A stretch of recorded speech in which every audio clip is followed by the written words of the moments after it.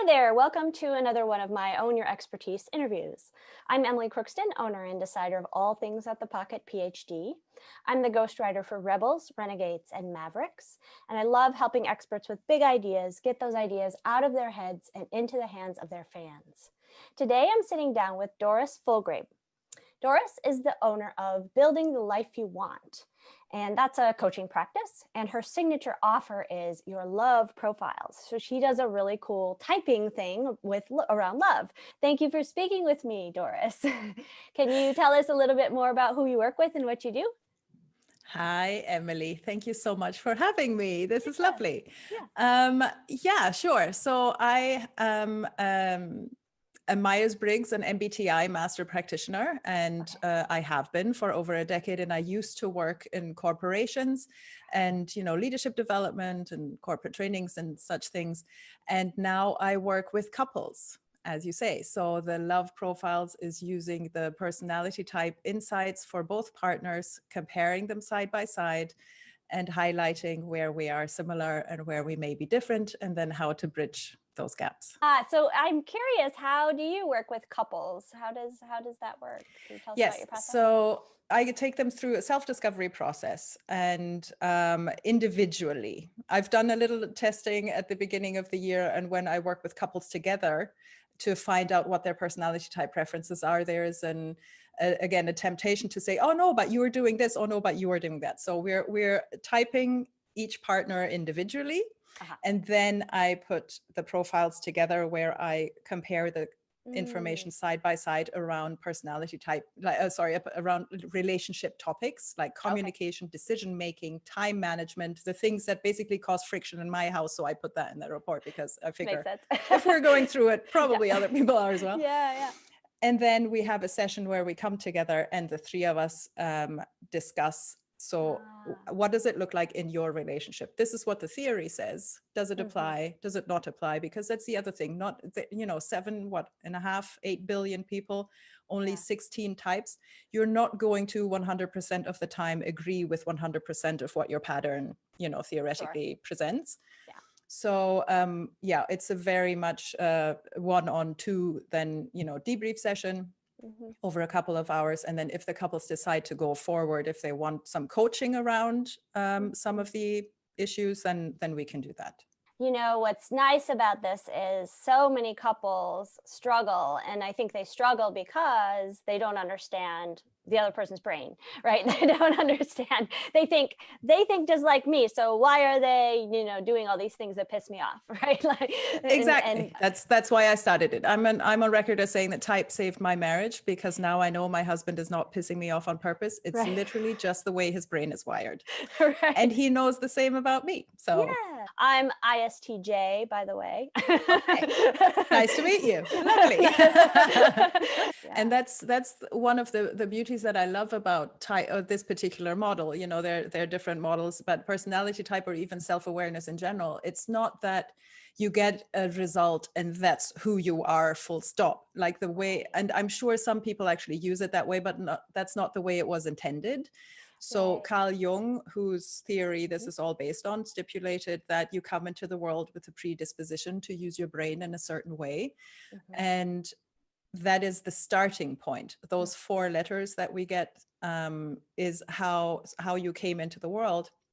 But that's not necessarily how you go out of it, right? So you make experiences, you have jobs. We know now through neuroscientific research and brain plasticity that really the activities that we habitually do actually rewire our brain, and that has an influence on the expression of our type preferences, not to mention the culture we grow up in. So it's so rich, and it's such a beautiful just landscape, and there's so much to explore. I've only been doing it for 10 years, and I'm still learning new things, and my mentors have been doing it for 50 years and they are still learning new things. So it's really great for development.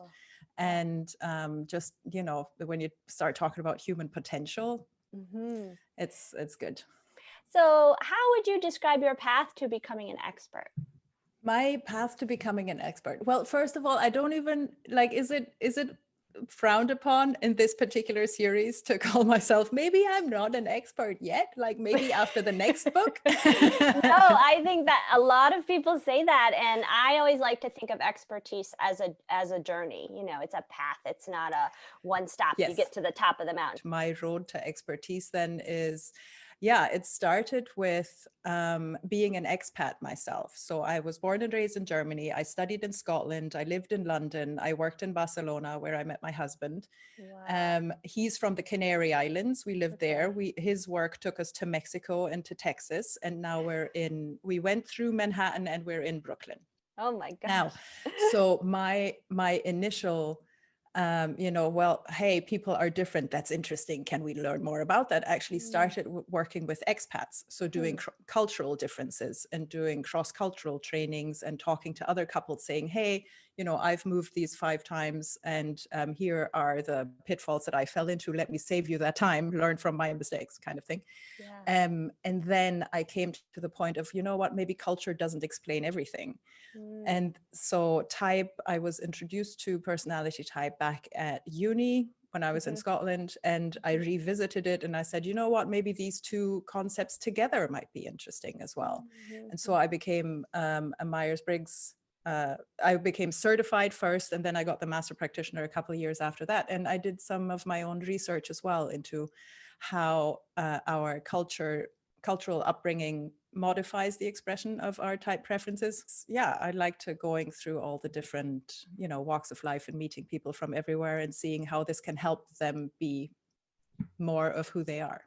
Yeah, and I think that the common thread is people and communication, right? People and communication above all. Yeah. What is your die in a ditch belief? The die in a ditch belief, which I think is a great name, by the way. Thank you. Is that we are so complex, and specifically in the world of type, I see it. Obviously, there are lots of memes, lots of people talking about it, and self-awareness is a wonderful thing, and a little bit goes a long way. But the first thing that we learned in the Myers-Briggs certification actually is, with knowledge comes responsibility. So there is. It's easy to get carried away and to do a lot of damage. So what we don't want to do is be reductionist and be limiting in any way. So when somebody has, superficial knowledge of type, and I get it's super exciting, and that's the first thing you want to do. You learn about type, you go around and you say, oh, you're this, oh, you're that. It's so tempting. Yes. And it might even be correct, some of the time. But my belief is that these 4 letters, if you say, for somebody with ISTJ preferences, if you just went around and says, I'm an introvert, and if you reduced yourself to just that 1 letter, it's like driving a Maserati at 10 miles an hour. That's not it. Some people with ISTJ preferences or ISTP preferences, there's so much more to it. Yeah. Do you know what I mean? Definitely. So the my die in the ditch belief is that I understand our brain likes things easy. I understand we live in a time right now where social media is all about reducing it to 15-second TikToks. But I think we're doing ourselves a disservice if we're not actually sitting down with the person that we have in front of us and diving a little deeper and giving people the opportunity to talk a little more about what it is that lights them up and why it lights them up. So I've had people ask me, like, I have these preferences, who is my ideal partner?